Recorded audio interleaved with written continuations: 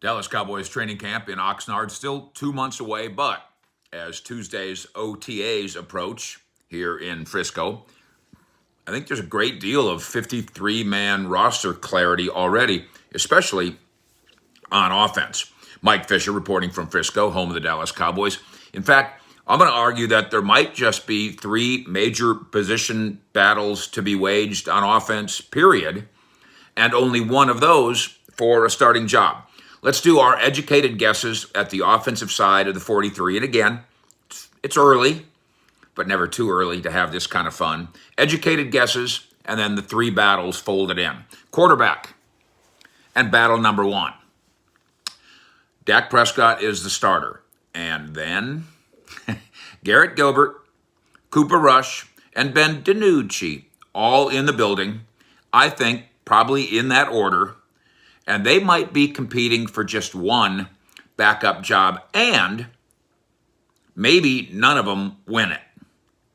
Veteran free agent quarterback Brett Hundley has been given a look here in Frisco. Before that, Jeff Driscoll was given a look. He eventually signed with Houston. As you know, if you follow our work here, Robert Griffin III would like a look. And yes, Dallas at quarterback is all about Dak, and he will do most of the work at these OTAs, as we've been telling you for months. But once we get to September, well, first of all, he'll be doing all the work, and the Cowboys will need at least a bus driver as his backup. And there is no evidence that this roster presently has a quarterback who's good enough to be a bus driver. And I wonder if they'll eventually just keep 2 on the active roster, and if that number 2 guy isn't even here yet. Running back, no battle. Ezekiel Elliott putting in the work to get back on top of the NFL, the 2-time NFL rushing champion. Tony Pollard is his sidekick. We can argue that Pro Football Focus and others who have a fairly low opinion of Ezekiel Elliott, I think they ranked him as the number 12 running back, that's too low.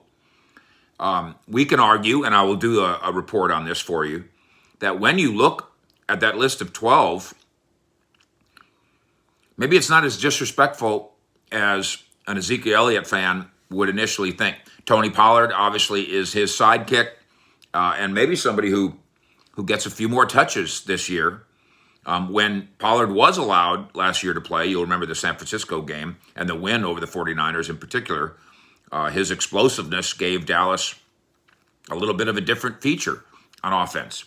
And then Rico Dowdle was the 3rd guy, and maybe that stays the same.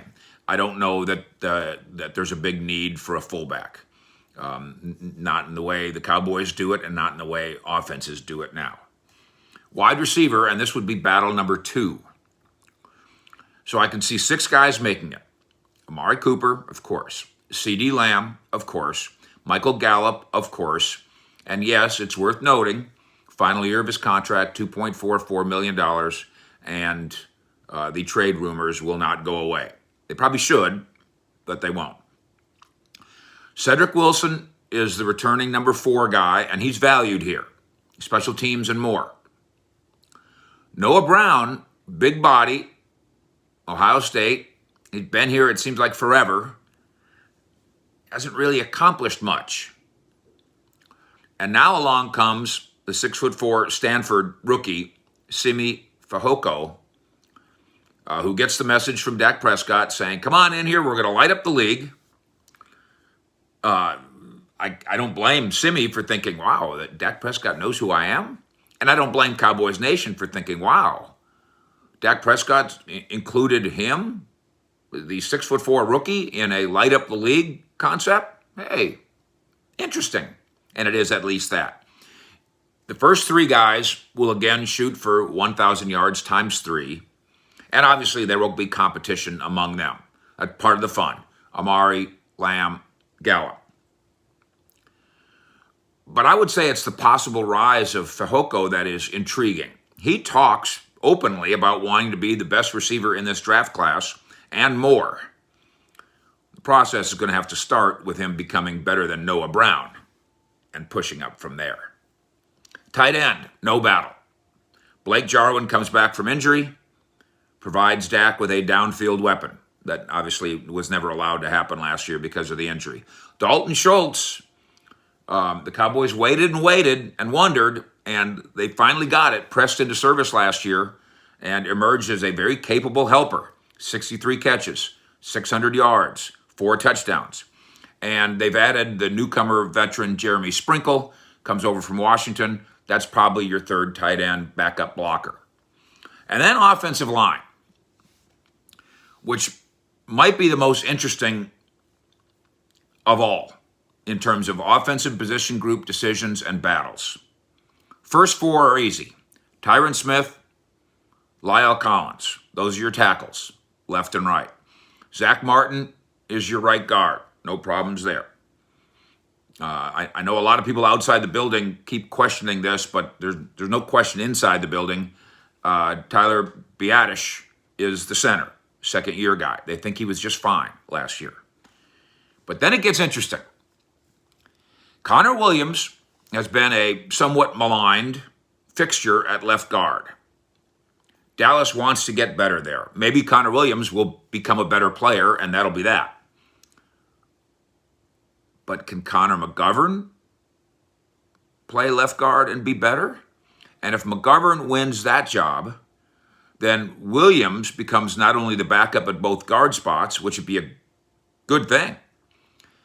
He's also capable of playing center. He'd be the backup center, and he's capable of playing tackle, as he showed in college at Texas.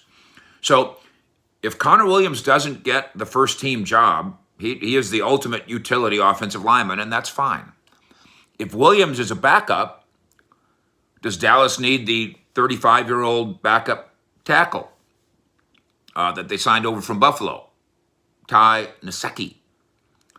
Or does Nsekhe, who's a gigantic man and has athleticism and some skins on the wall, maybe he gets bumped because here comes the rookie Josh Ball, and he wins the swing tackle job.